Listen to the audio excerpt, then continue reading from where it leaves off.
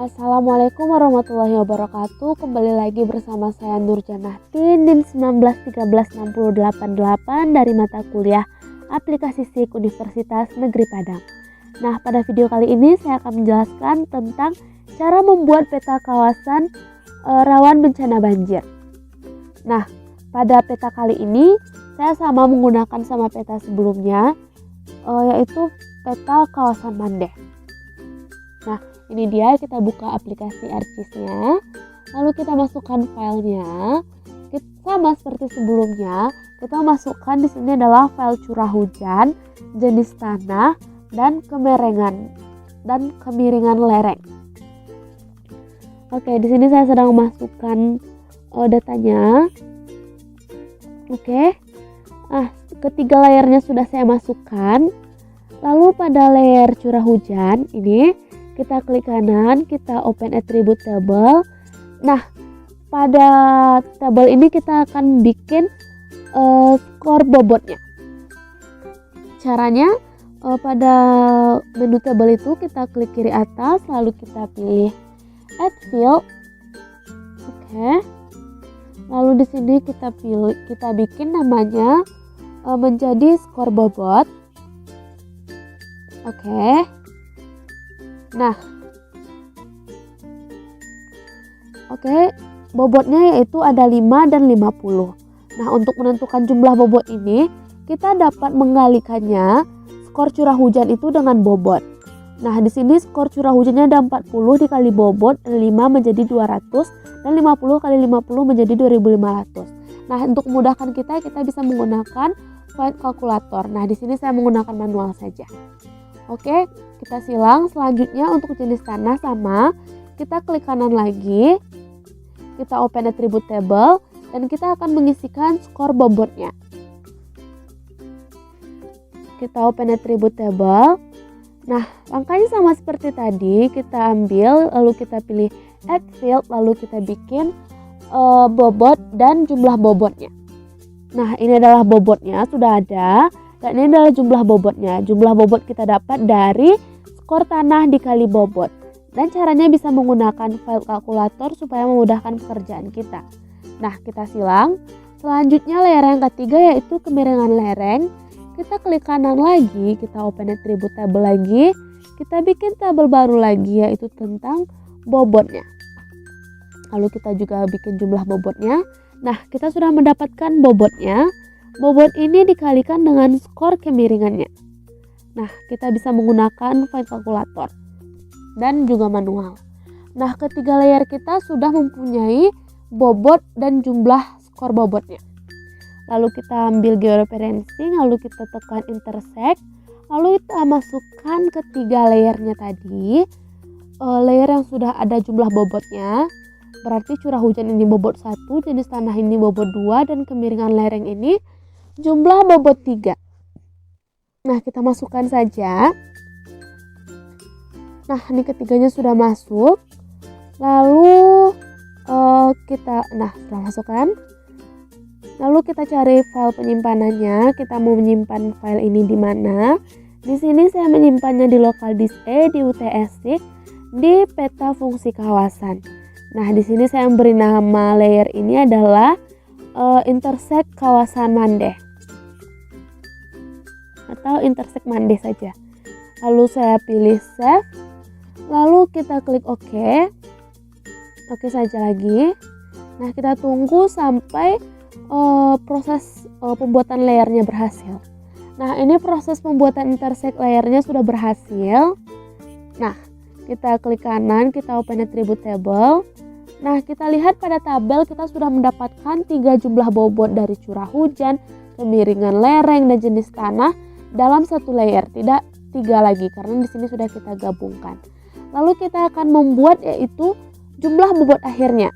Kita perlu menjumlahkan ketiga bobot tersebut, yaitu bobot jenis tanah, curah hujan, dan kemiringan lereng. Maka di sini saya beri nama jumlah bobot akhir. Lalu kita pilih ini yang long, tipenya yang long, lalu kita klik OK saja lagi. Yes. Nah, di sini kita sudah mempunyai tabel baru yaitu jumlah bobot akhir. Lalu bobot ini pasti punya keterangan kan, itu masuk ke dalam kategori apa. Nah, di sini saya bikin tabel baru, yaitu tabel klasifikasinya. Tipenya teks, kita klik OK dan yes.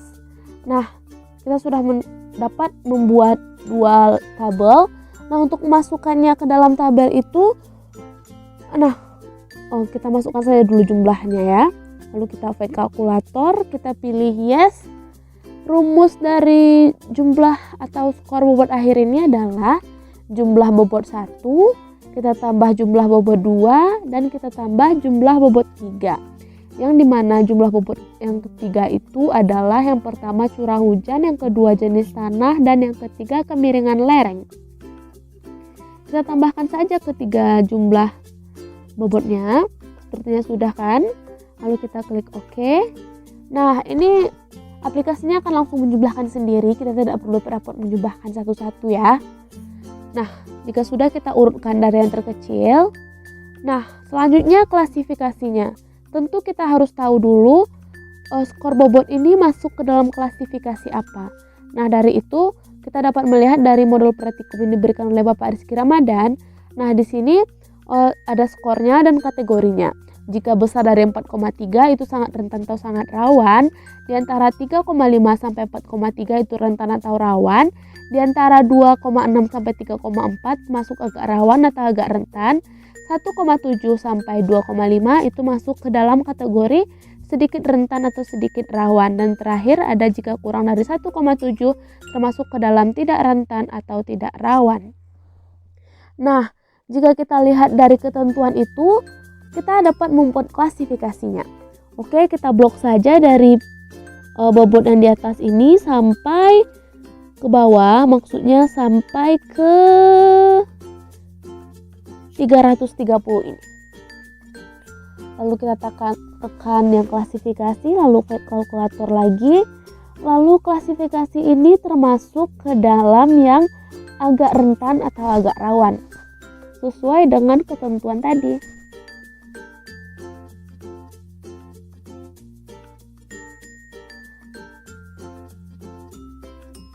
Nah, jika sudah, kita klik saja OK. Kita tunggu sampai proses loadingnya selesai. Nah, ini proses loadingnya sudah selesai. Begitu seterusnya ke bawah sesuai dengan ketentuan yang berlaku. Nah, di sini saya blok lagi. Tunggu.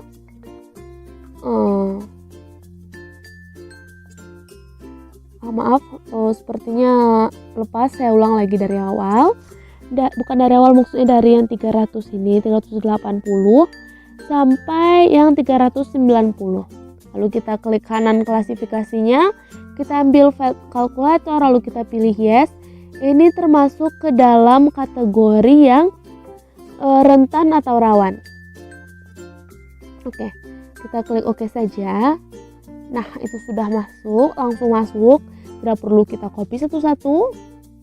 Nah, selanjutnya jumlah skor bobot dari 440 tuh sampai terakhir yaitu 2000-an.